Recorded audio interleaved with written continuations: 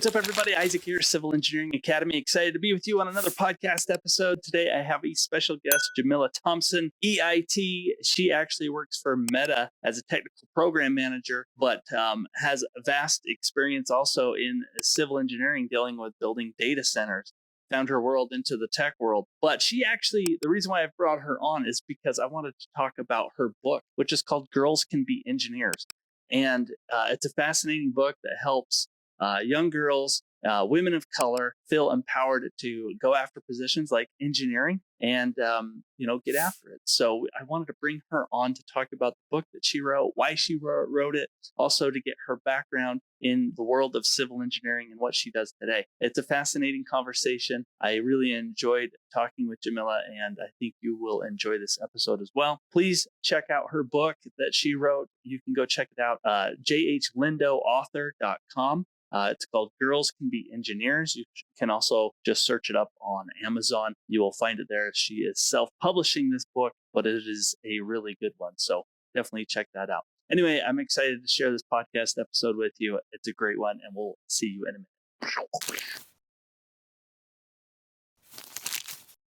All right, we are live. Jamila, how's it going? Thanks for joining the Civil Engineering Academy podcast.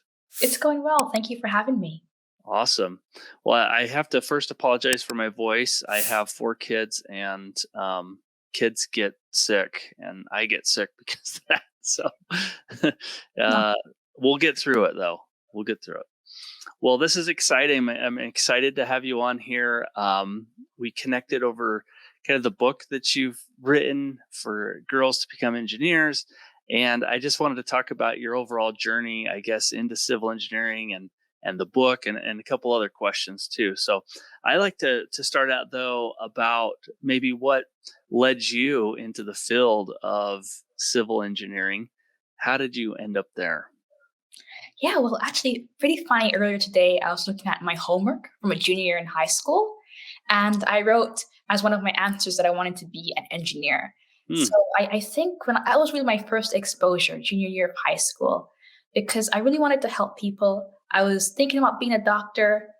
I kind of knew what engineering was, but not fully sure. My chemistry teacher at the time had a background in electrical engineering, which was a really great introduction because he always encouraged the girls in my class, since I did go to all girls school, to try exploring engineering at a summer camp.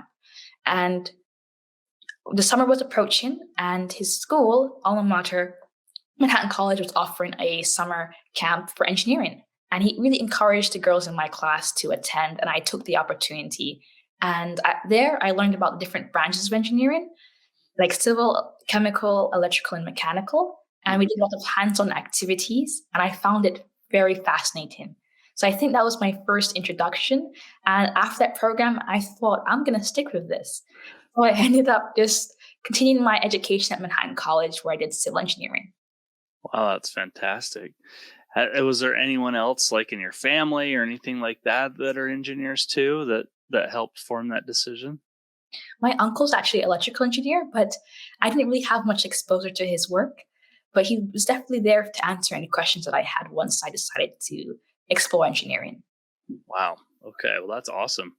So you graduated and you had to take the FE, it sounds like, while you were in school. So you got that knocked out. And now you're gaining experience. Okay, awesome. So let's go through the book that you wrote. What was what inspired writing the book that you wrote called Girls Can Be Engineers? Well, while in undergrad, I tutored local high school students and elementary and middle school students. And usually when I told them I was an engineer, they'll be very surprised. And it made me think, why was their reaction very surprising? And I noticed that whenever they'll even look at a problem, particularly the girls in high school, and they'll always tell me, no, I can't do it within seconds. And without even trying, they were so firm that they did not want to try this math problem. So at that moment, I realized only a small percentage of girls can see themselves as an engineer. The girls who can see themselves as an engineer are typically exposed early on, Like maybe their dad's an engineer, maybe their school had a curriculum where they incorporated STEM activities. Hmm. But like, what about the girls where these cases don't apply?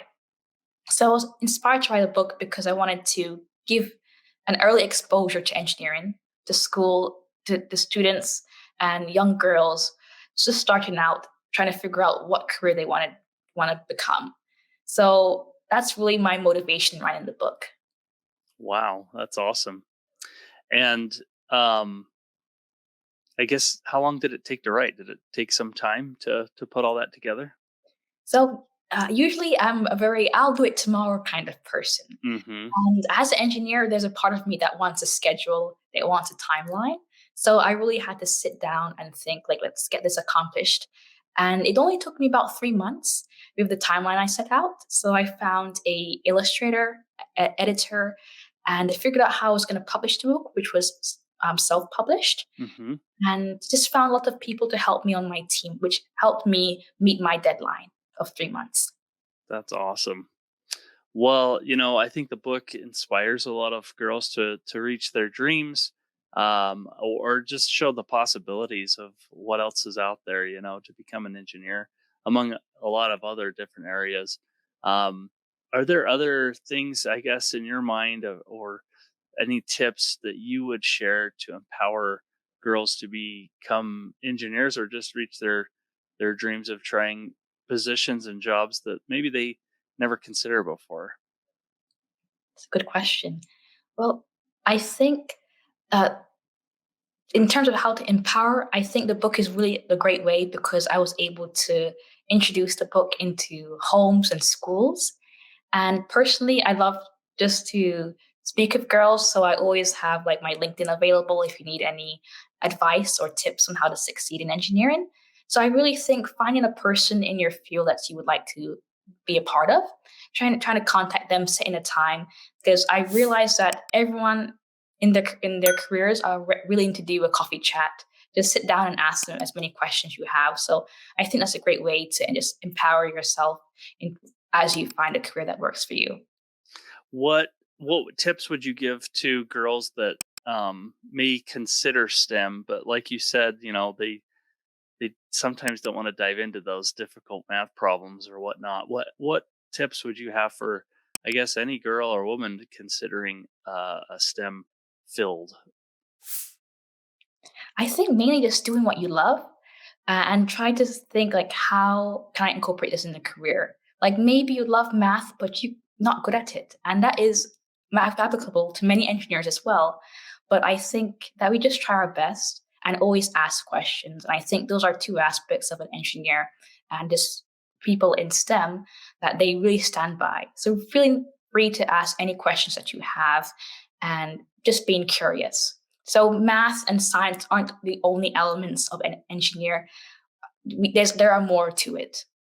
That's true. A lot of people say that we're not great communicators, but if you're a great communicator, you could probably get into a lot of different arenas within even civil engineering. So, you have to jump through the hoops through school, get through the program, which is a challenge, but play to your strengths in your career, and those are all good things that you can excel at. So, I think that's good advice.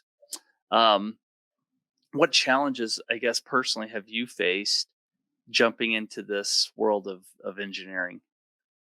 Well, I think the most challenges that I experienced was being in a new environment right after high school in college. Hmm, So you're trying to get accustomed to calculus and differential equations. And I feel like finding a community is really the most important thing you can do. For example, I really love SWE, Society of Women Engineers. I found a community there to do my homework after school and really get any advice, as well as NESB, the National Society of Black Engineers. hmm. So there's always a community within engineering that you could be a part of just to help you for any challenge. That makes sense. Yeah, and one of the neat things about your book is the main character is a person of color that you see in going after a STEM field, which there's probably isn't very many. So that's an exciting thing to show, that there are possibilities that you can achieve these same goals as everyone else. And I think that's really neat to do. So, um, what challenges do you face as I guess, a young female engineer in the world that you're in right now? Well, I I haven't really experienced many challenges because I feel like nowadays everyone is just so supportive.